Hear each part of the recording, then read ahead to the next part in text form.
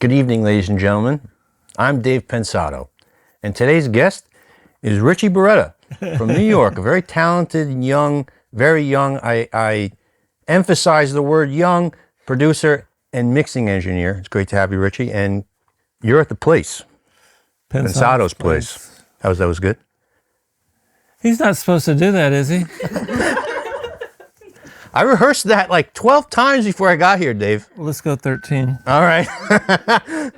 Hey, everybody! Welcome here. We're about to have some fun. Thanks for coming by. I see lots of faces that I know. The thing that I think we're going to have the most fun with is Richard Baroni. Hello, I'm Richard Baroni. Yeah. So. And today I'm going to tell you a nicer recipe for my pasta sauce. No, it's Richie Beretta, and Richie is just a really good new friend of mine. I'm happy to have him. We're having fun. Oh, yeah. And you can tell that the little bastard's got a lot of Queens impacted in the sounds and the things he does. And so how can we let them see and hear how you would think about Queens? How has it tempered? I love that we're starting off with Queens, man, because that is a growing up in Queens has influenced me in more than one way musically because, well, ethnically it's the most diverse city on the planet. The most languages are spoken in Queens. When I grew up, I was exposed very early to music from... Yes, exposed. You didn't have clothes? No, my mom would just throw me in the streets naked. Poor mother. Poor me. No, mothers are what the world works with. I guess so. Well, you want to call my mom? Yeah, let's call your mom. Let's call her and find out. Oh, my phone is in the other room. Yeah, let's grab it. Let's call Mom. Well, while we're getting my phone, growing up in Queens, I'm going to use the word exposed again, Dave. I was exposed to a lot of different types of music from all different types of cultures, especially Caribbean music, because in the next neighborhood was predominantly Caribbean neighborhood. And I just fell in love with, what's weird about like other cities is that there's a style of music and then you sort of base your life around one style of music growing up, Like, so you have like metalheads or you have like punk rock kids who just listen to hip hop. In Queens, you listen to everything. So, and there were a lot of amazing emerging rappers at the time. Like Nas was from Queens. Tribe Called Quest was from Queens, like next neighborhood over, right? And at the same time, was listening to stuff like the Ramones. Cyndi Lauper's from Queens. I love the Ramones. Same. And that sort of cacophony of genres was just like, that's my musical way of life. And I implement that in the records that I'm making or the records that I'm working on. There may be a flavor from some left field genre that the artist or the producer may not be aware of that I think could really complement a record. And I'll put it in there. Yeah. It'll be subtle, but it'll be in there. What do you think makes a song timeless? Do you want the scientific answer or you want the poetic answer? Yes. Okay. So a timeless record has to have something. Well, this is what makes a timeless record. It contains something that is deeply human on its foundational level so that where it exists at any point in time, it will seem relevant. Like Jingle Bells. Yeah. Jingle Bells is a timeless record, right? Yeah. And it has to do with the human experience, how we celebrate Christmas. We'll probably always celebrate Christmas or that holiday around that time. But hey, guess what? I'm now the first guest in the history of Pensado's place to reference Jingle Bells. No. Who referenced Jingle Bells before me? Was it Michael Brower? Michael Brower, did you reference Jingle Bells before me? No? I wasn't there. Oh, all right. Okay. What do you mean when you say to work backwards? When I say I like to work backwards, I always envision, or I try to envision, a final product in my head. There's a book that I don't know when I read it. It was like early. It wasn't even about music. It was the guy who wrote songs for Elvis, and like the first chapter was like "Start at the End," and I immediately kind of understood what that meant. It was like you have to know what you want before you go and create what you want. Yeah. You know, you have to have that creative itch. So when I'm inspired to write, or if I'm mixing a record and I'm inspired to get the sound that's in my head out of my head, I'm always conscious of what's there. So that to me is the final product. That to me is the end. So it's me setting a finish line for myself. You stopped? That was the end of the answer. Okay.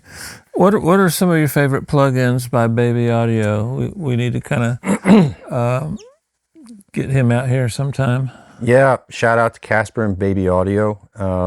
My personal favorite plugin is VHS, Super VHS. I just love.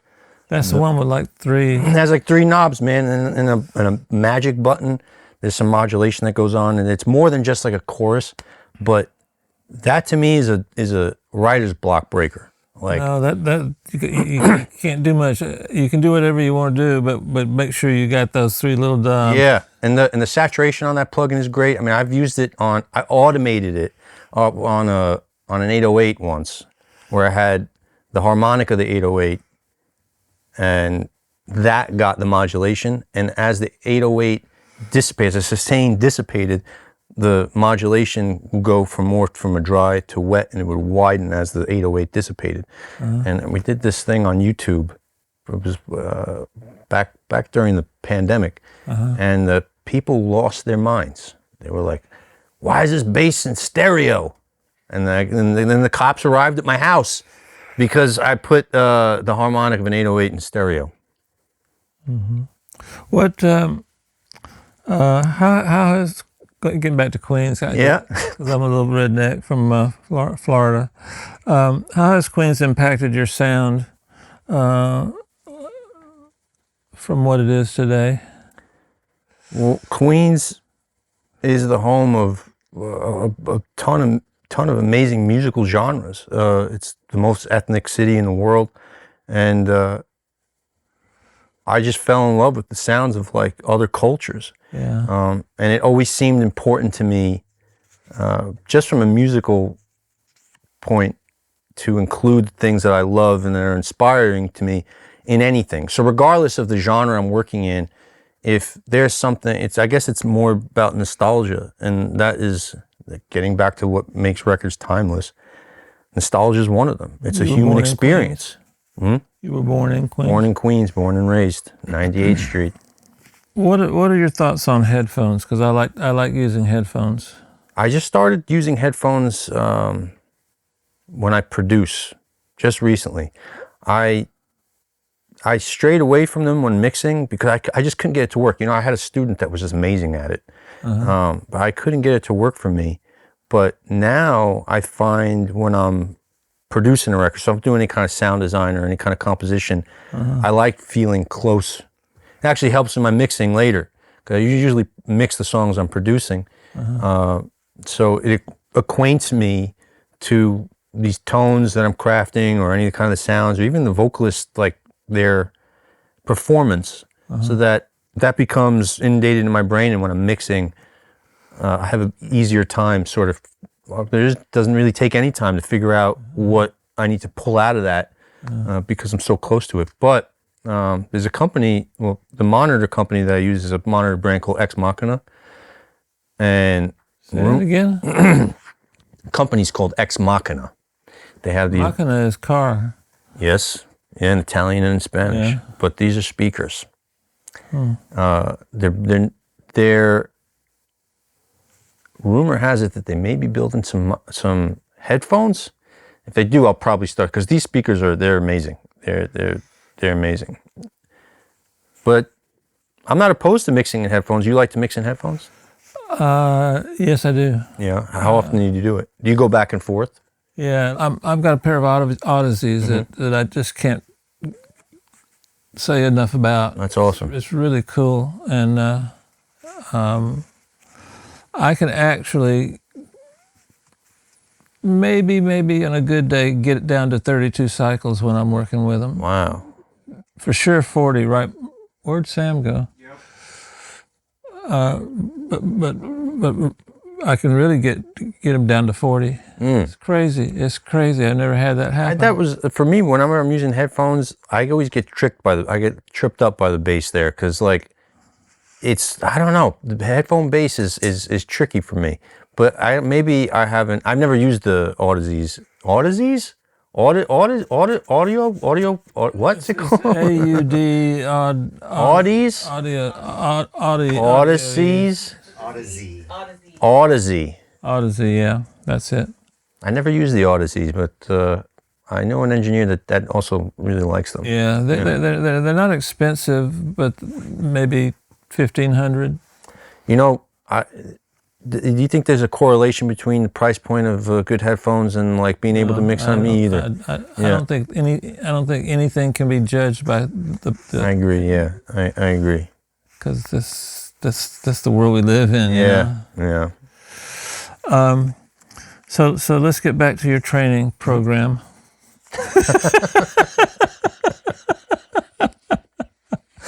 Okay. Okay, give me a couple. Oh, all right. So, what do you want to know? What do you want to? Give us a little hint about why you do it and how you do it, because you look great. And thank you, David. No, thank you. You're welcome. You know what?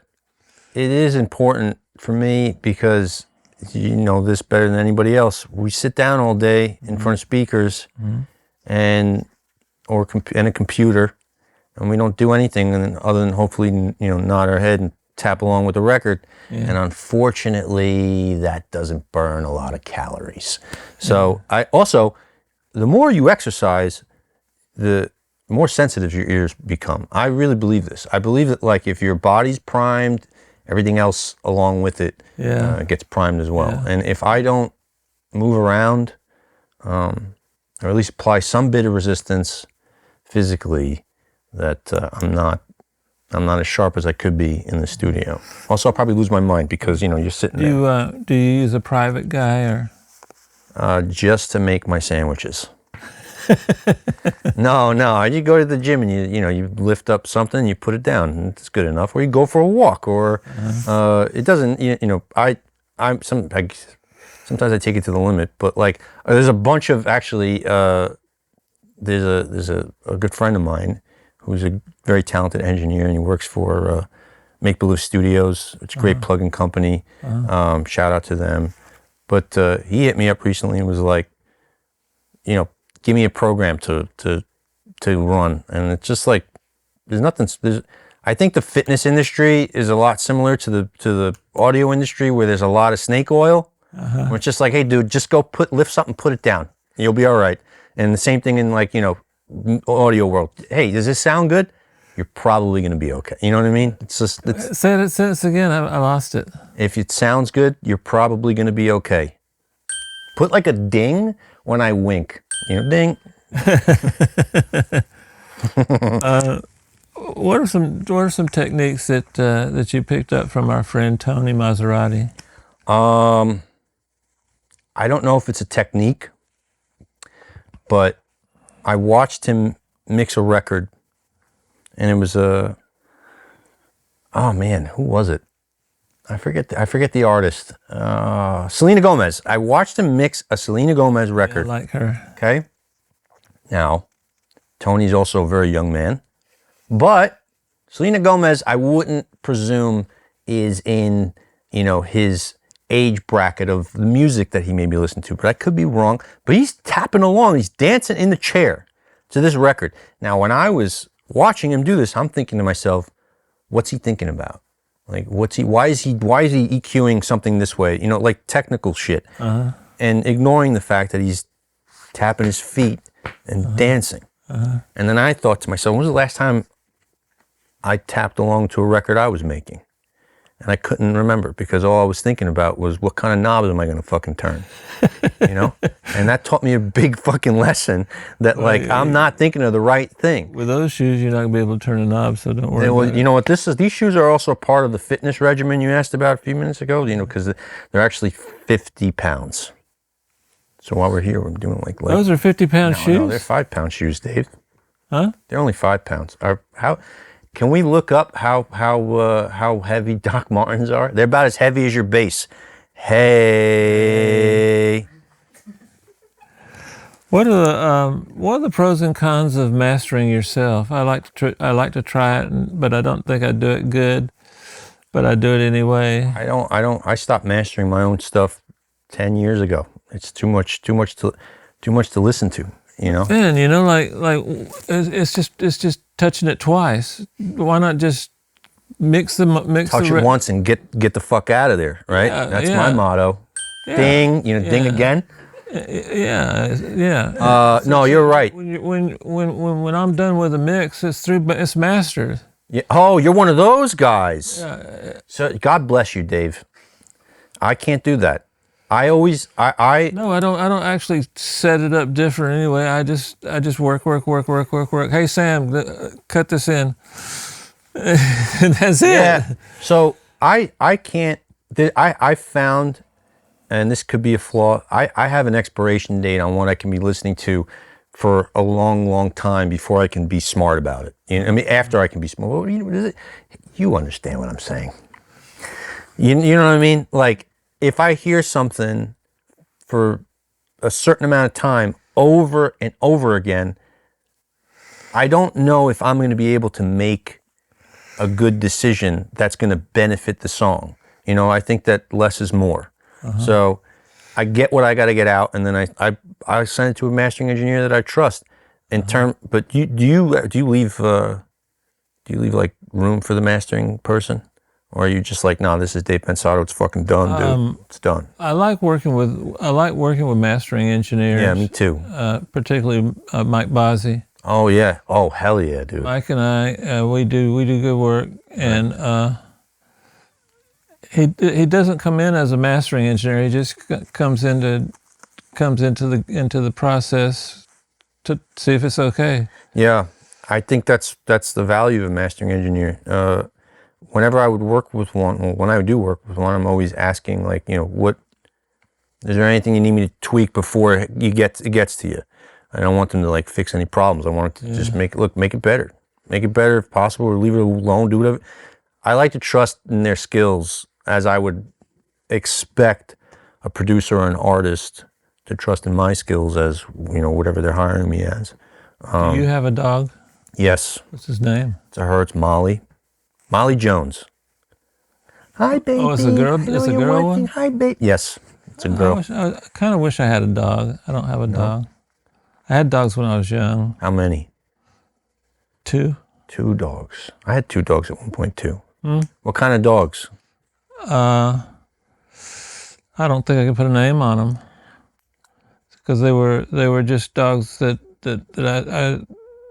I saved. Oh, nice. Yeah, Molly was a rescue too. Yeah. They're good for you, Dave. Yeah, thank you. I'm so wonderful. You are. Simplicity. It feels like today, and I think this is pretty important.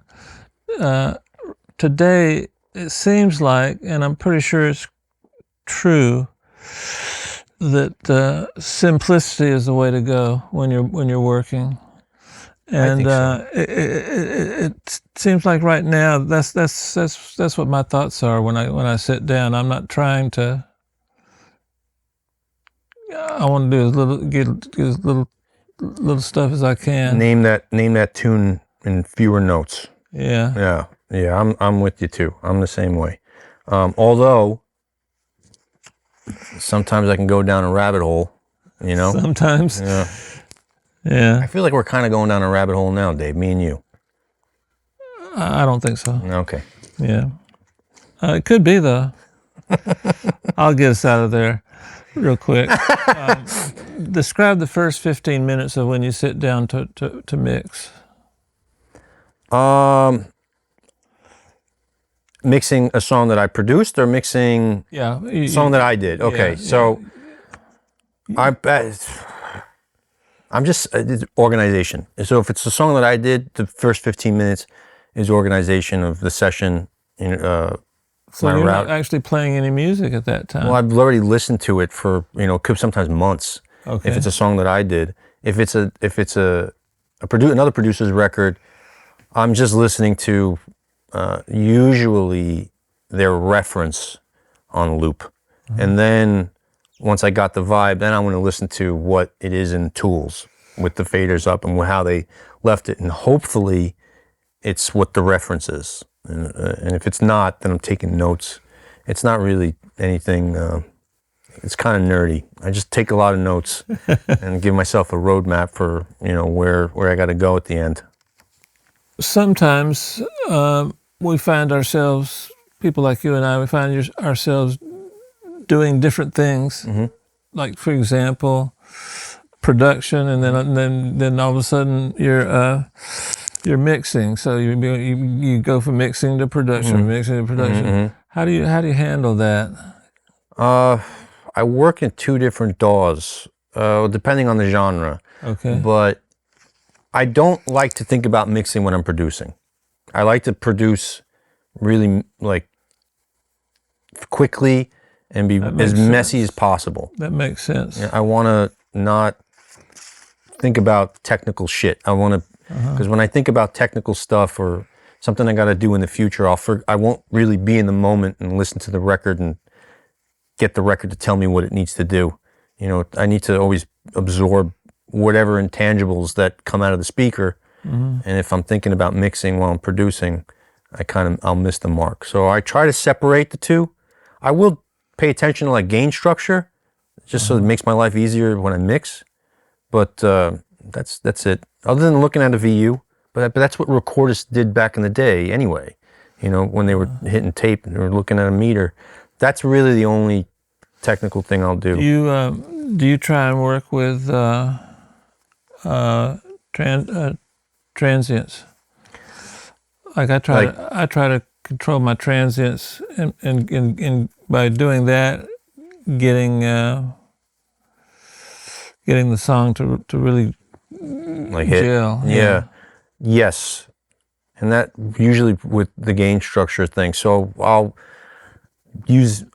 take some cues from what my mixing brain is telling me, pay attention to your low end here. So I'll get the drums and the bass and the rhythm track to do what it's supposed to do. And then I'll just shut it off because I need to be affected in order for me to do anything, in music, especially production. I think that if the song isn't nailed in the composition phase, it's going to be much harder in any other phase. We can't really go backwards and fix it. You got to get it to feel right in the beginning, and then you can maintain that feeling throughout every phase of the production process.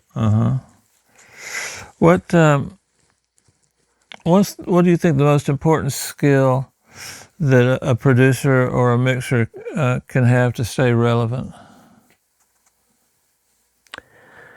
Not to pay attention to what's currently relevant. I think it's important to find your own voice and believe in your own taste and formulate your own taste. Understand when you're formulating your taste. If you're in a growth period or when you're in a practitioner period, and to be able to differentiate between the two.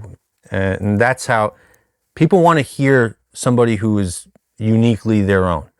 As humans, we're natural voyeurs, and we love to see people having a good time. And I think people have the best time when they know that they're being themselves. Yeah. And the best way to be yourself is to fucking, live in your own universe. I try not to pay attention to pop culture too much, even though I know it's part of the job description. But because we're music lovers, we'll subconsciously copy because we're just turned on by the shit that we think is cool.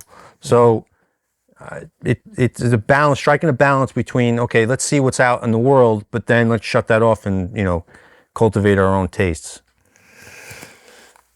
So are you Are you lifting weights every day, or are you? Yes. Well, yeah, every day in between. So like one hand is like on, you know, a distressor, and then the other hand is like doing curls like this, and then I'll switch. It's difficult. Crazy, right? I know, dude. Help me, Sam. Help me, Sam. We got to start doing that. Actually, my studio's in the gym. My studio's in the gym. Dave, it's crazy because I don't actually, you know how you have like a nice orthopedic chair, right? That's what it's called, right? Posturepedic. Posturepedic is the fucking mattress. Orthopedic chair, you know, like what are they called? Who makes those expensive chairs, man? What are they called? Ergonomic Fletcher Munson chairs, right? So you got those Fletcher Munson chairs. They sit up. They have the mesh. I got my purple thrown away in the trash. Yeah, dude, mine is just a weight bench. So I actually mix laying down, and the screen is like this, and then I'm like, you know, I fucking bench press, and then, you know, that's how I do it. If you want to, you can come over to my studio. I'll train you up, dude. You'll be in the Olympics in 3 weeks. That'll be too much work. No, you got this. Huh? You got this. You got it, Dave. No, man, I got my little corner in my sofa. My sofa, I found it in the dump. And Sam can tell you, I rarely leave that area. Right, Sam? Yep. You mix from the sofa? Yeah. Man, I wish I could mix in bed. Be honestly. Like if I can just that's where I would adopt headphones. If I can just mix in bed and eat cereal and actually have a good mix, then that would be ideal. Wow. Where's the weirdest place? Hand me one of the cards, and I'll interview you now. Just give me one of the cards. This one's fine. Okay. Where's the weirdest place you've ever mixed a record? Oh my goodness! Give me a minute. Okay. Talk to yourselves. Tonight on Dateline. Like, what's the weirdest studio you mixed in? You have to mixed in like a strange place. I've been quite a few. Yeah. What's the weird? You don't have to tell me the name of the studio, but like, describe it. I like studios that know I'm coming, and that they know who I am, and they set up something. It doesn't have to be anything great or anything, but just set up something. Just like here, we're really not set up for mixing or anything right here, but we could be. Yeah. So you know, something like this would be, you know, take the lights away, get him in on it, get Sam in on it, and then just mix away. You still didn't answer. Are you hiding something, Dave? What's the weirdest studio you ever mixed in? The name of the studio? No, not the name of the studio. We don't want to throw any, but like, I don't know. Did you ever mix in like a studio where it was like you walked in and there was like, I don't know, a horse just hanging out in the lobby? Like, what the fuck is this horse doing here?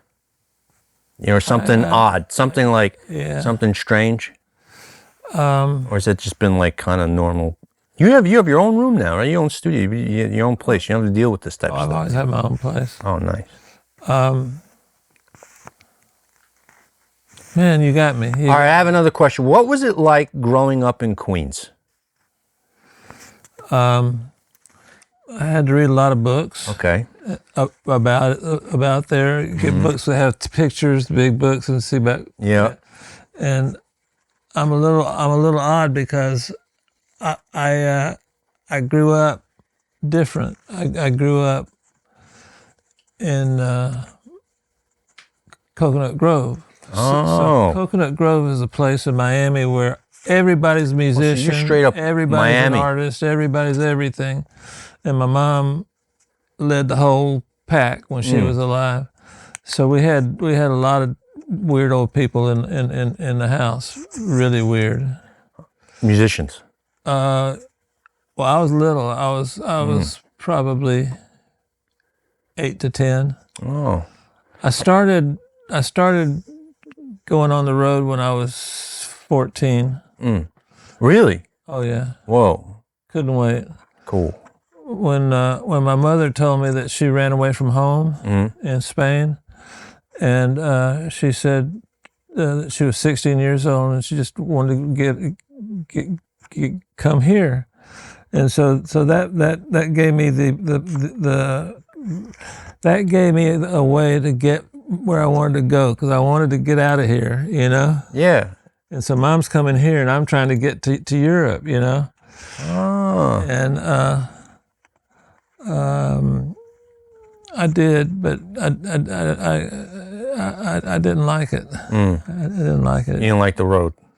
Well, there was no ice. Yeah. Or bathrooms. Huh? Or bathrooms. I know. Yeah. I know what you mean. Back then, when you're in France, that you got this little thing, but they don't take it all the way down to the ground, and so you're pissing, and they're seeing your knees and everything. Yeah, dude. And everything, and I kind of like that. I thought. Well, okay, so growing up in Miami and your mom being a musician, right? I think you probably experienced something very similar to me growing up in Queens, as, you know, my parents are musicians, and you're also surrounded by something that, you know, is not of the culture of the rest of the United States at the time, right? And I'm sure you talk about groove a lot. Wait, let me read the card. Okay. You talk about groove a lot, Dave. I do. Yeah, you do.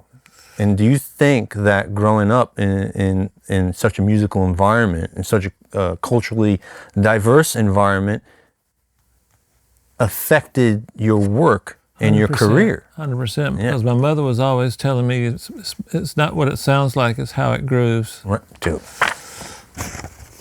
Come on, Mom. Hey, man. Come on, Mom. That was, All right, we can do this. Yeah, turn it. Okay, now you ask me a question, Dave. This is so cool. We're friends. okay. So let's do a batter's box. Okay. You want to? Yes, I've been waiting 10 years for this. Okay. Echo Boy. No, that's not right. All right. That's not how this works? No, that's wrong.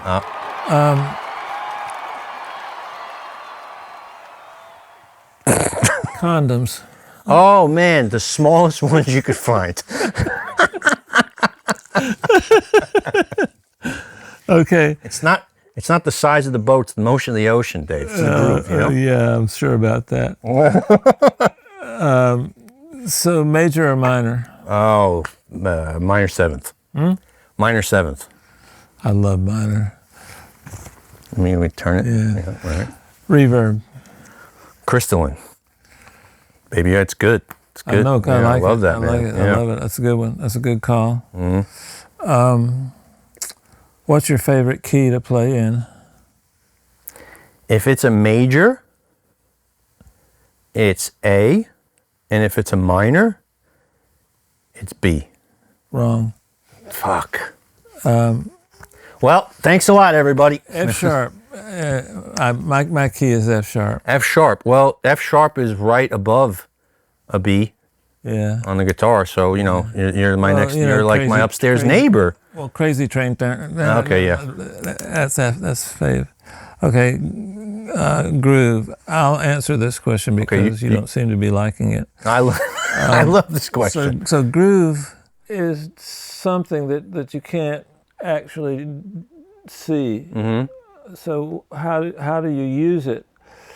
It took me a long time to learn how to use it right by my mother. And what you're trying to do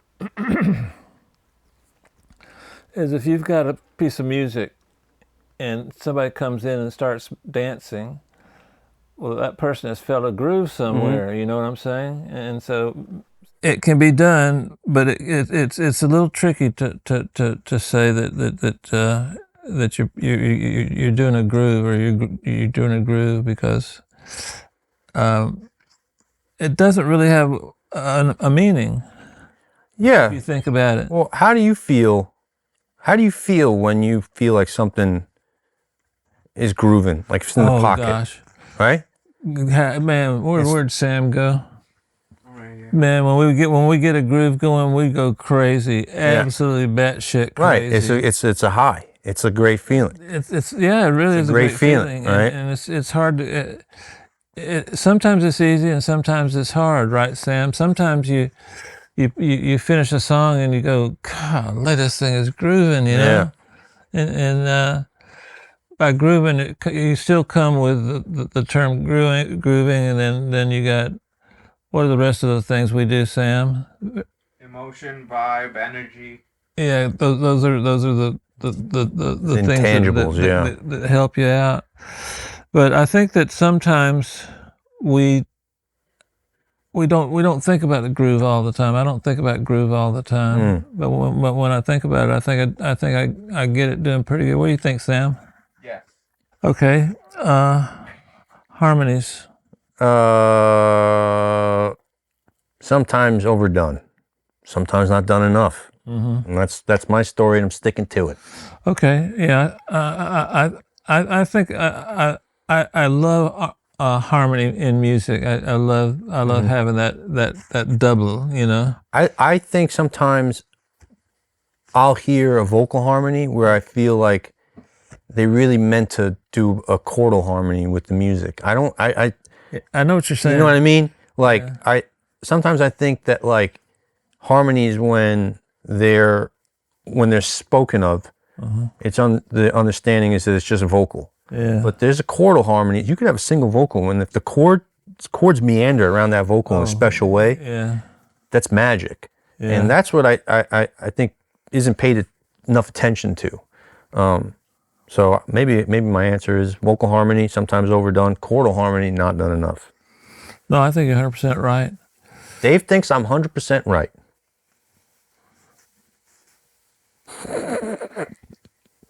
Sam? Yeah. Aye. Loops. Fuck them up. Whoa. Yeah. Yeah, chop them up. Chop them up. Why didn't we think of that, Sam? That's cool. Stereo bus. My stereo bus, I got two things. I got Unfair Child by Undertone and The Curve Bender by Chandler. That's it. Cool. Guitars. Oh, man. Okay. Not done enough anymore, maybe? I love guitars. Crazy Train. Crazy Train. F sharp. Crazy Train was Boston, right? Crazy Train was... Chicago. It was Chicago. No, Crazy Hey, what do you Train think was- about Chicago? You know what? I'll give you an answer. Okay. Where was I? I was in Chicago.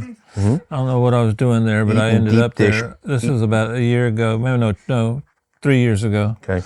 And I always thought that the people in Chicago were like the people in New York, you know? Oh, no, different. Yeah, different type of But they vibe. were nicer You think they're nicer? in Chicago. Really? So I As I was just yelling at him too. What the fuck? I Yeah, got- you may I be got- right, Dave. I guess. I got You think they're fucking nicer? What the fuck? I got my phone out and I flagged a girl down to let me take me.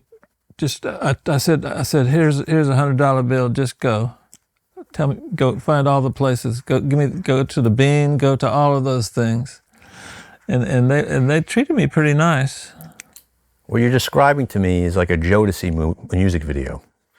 You know, you ever see that Jodeci music video where who's in Jodeci? Cisco.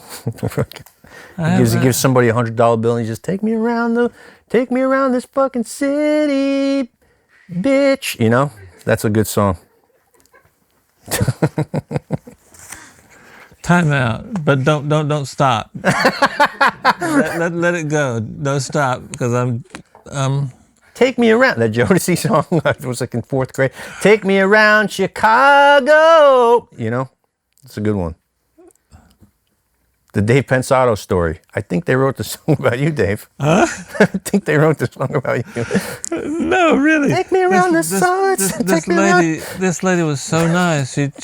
took me everywhere, and she was nice, and then she'd stop places, and the people That is nice. That is nice. You know what I used to do when I was in cabs in New York? Care. It's a good story though, Dave. When people would be hailing cabs, you know, they'd be like, hailing a cab, and I would stick my hand out the window and give them high fives because you're hailing a cab with somebody else in it. You don't hail a cab with your left arm. Well, you whistle. Oh. Yeah. Can you whistle like, you know, do that? Whistle. No. It should be. I don't know where these fingers have been.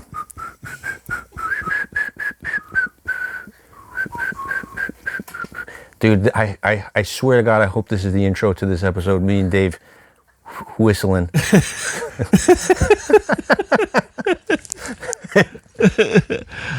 I used to be able to whistle, you know, like back home they do this. Yeah, that's what they do. Why do you do that? You make a triangle with your fingers. And then you. Well, see, you can't do it. So you gotta like. I only do it when I'm hailing a cab. Yeah, it's over, Dave. It's over. It's not gonna happen anymore. That's it. I tell you what, Dave. I should have swallowed. Practice makes perfect. Perfect makes perfect. That practice makes practice. Richie Beretta makes pasta. Yeah. Back home, the rednecks do the. What's their favorite? This? Yeah, I can't do that one. Yeah. Well, if you were stranded on an island, what piece of gear would you want to have with you? Tube screamer. Yeah. Or a lifeboat so I can get off the island. Hey, dude, you want to know what's crazy? You ever see that movie? What's that movie with Tom Hanks in the 90s where he's stuck on the island? Oh, yeah. Huh? Yeah, Castaway. Oh, yeah. You know, I just realized this like 3 days ago, just so you know who you're interviewing. The ball that he makes friends with, his name is like Wilson. That's the brand of the volleyball. That's why he called it Wilson. I thought he came up with that fucking name. No, I did too, but no. Really? Yeah. Oh, see, we're the same. We're pretty much the same. Yeah. Yeah, I got a yes. So. What's on your mix bus? What's in your wallet? I don't use much on my mix bus. I use. Sam, how do we keep what's the plug-in? We use Pensado EQ2 and Limitless. Limitless. Yeah, so I put Limitless where it pretends like it's a compressor, but it's not really a compressor. So it helps me to keep the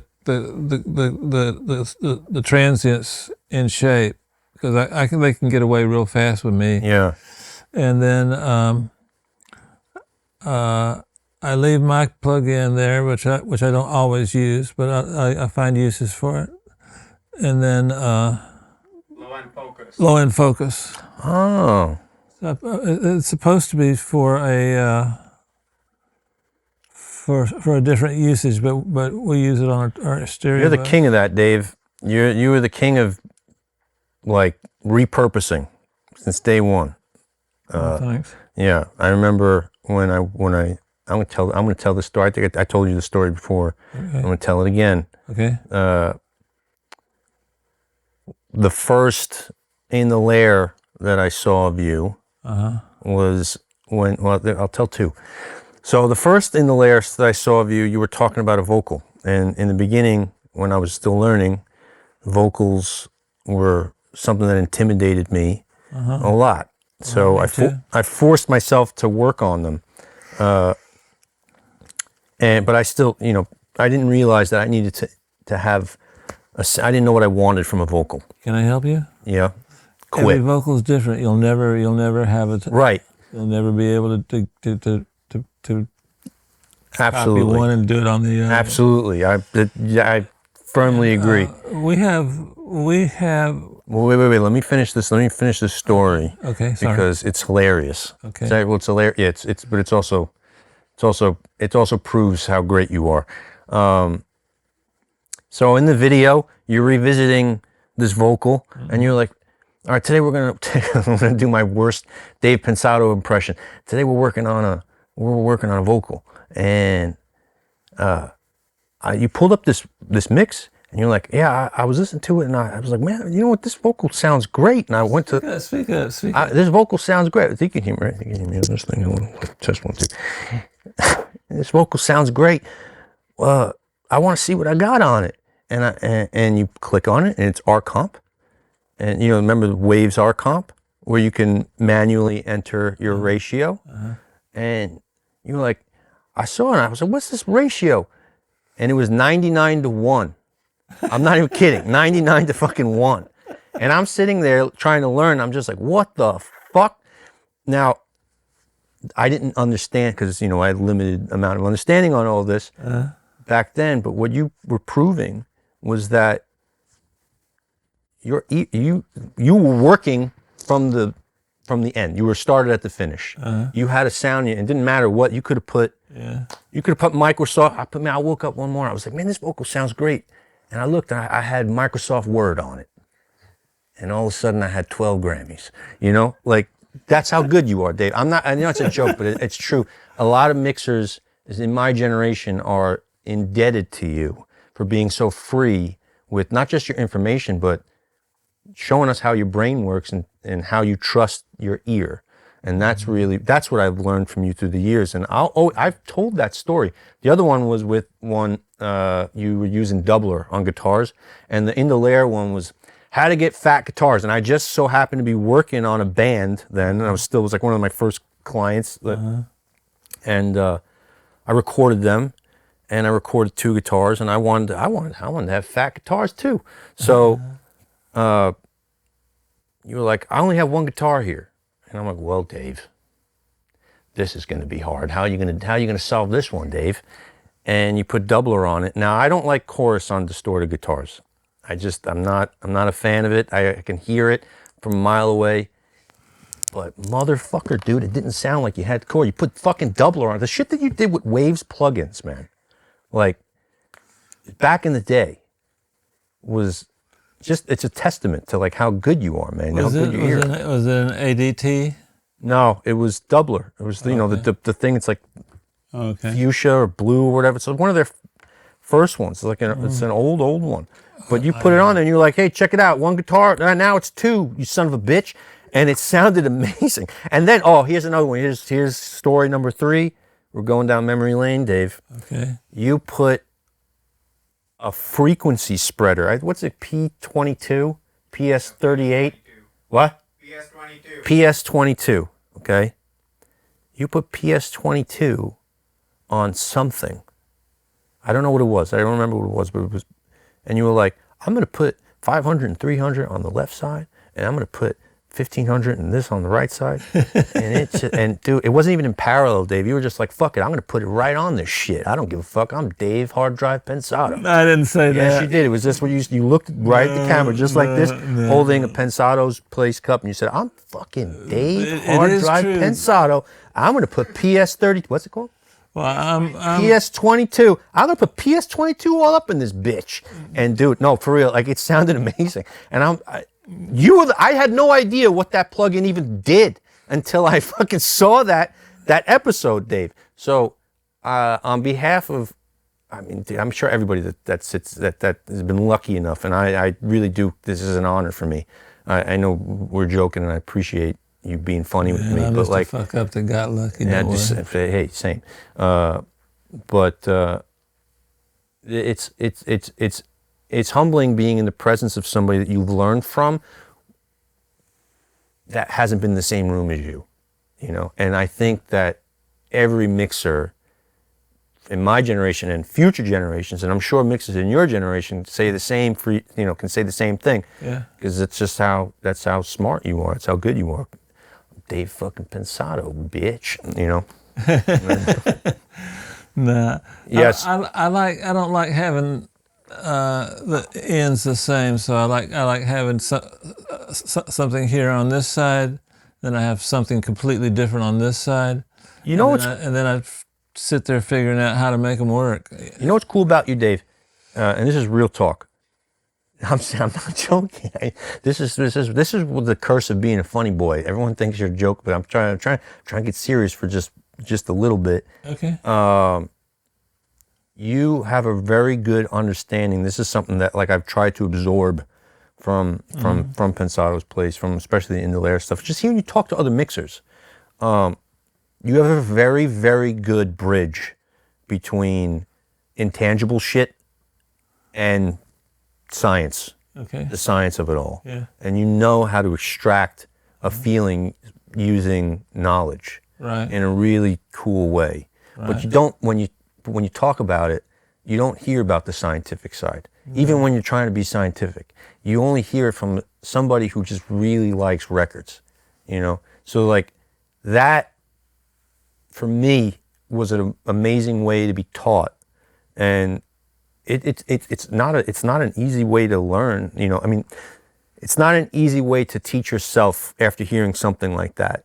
It really makes the person, your student, your virtual student, become disciplined in a really cool way. I appreciate that.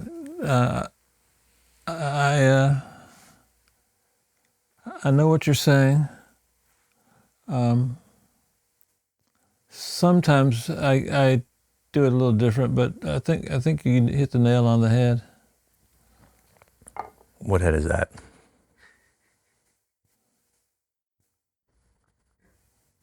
Anybody got any extra heads? Ding, you know, I really hope you put those dings in there with the fucking, you know, me squinting like an idiot. Bing bong, you know. Yeah, my favorite thing is to have something ugly turn out to be the swan. Yeah. I like that. A nice surprise. That I think is a very satisfying feeling, to have a good sort of surprise where after you're like kind of spent mentally, all of a sudden a song jumps out at you. Yeah. It's like, fuck yeah, and you did it. Yeah. You know, it's really about the music at the end of the day. Well, okay, I got a question for you. I got a good one, and this is a non funny question. Okay. What is something in a record that sort of stumps you? That you always have to sort of think out. I'm sure that you have a lot of instinctual moves that you make. Like you may hear something that's out of phase. Oh, I know how to do that. Or you may hear a bass that isn't harmonically like gelling with your kick drum. Or maybe the kick drum wasn't tuned or something. Yeah. You know, and I'm sure you've mixed a ton of records where these fixes are instinctual. But is there anything that you really have to think about? You find yourself thinking a little bit more about from time to time when you are approached by You're these. about to fall asleep. Yeah, that's really. Yeah. Like you want to fall. You want to like the song's putting you to Right sleep. before I fall asleep, I things come to me. Oh, so you don't fix those issues while you're working. You just kind of press pause and let it marinate. Well, no, I have to remember and then fix it tomorrow. That's hard for me. I always like to sit down and try and like. Yeah, I have to write it out sometimes. But I think everything we said today was good. I mean, we're human. Yeah. And that humanity is what puts that sprinkling of coolness in what we do. Right. I was watching some AI and the AI. I don't know what her gender was, but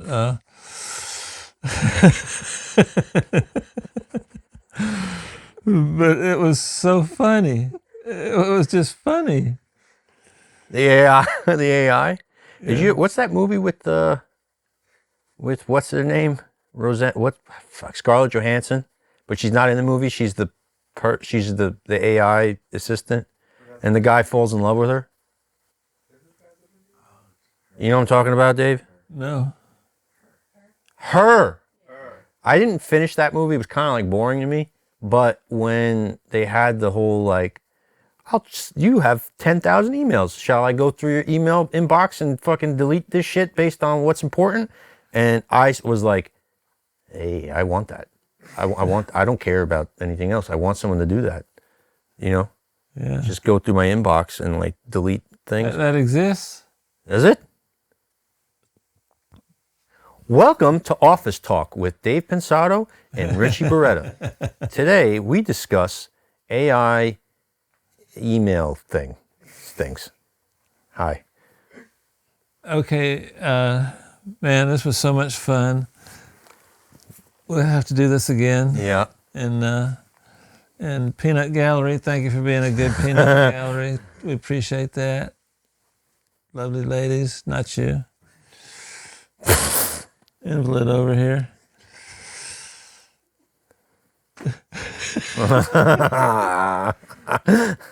I pay him to do that. Yep.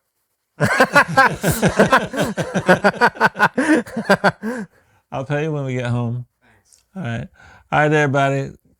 Let's give ourselves a big. Yeah, we did it.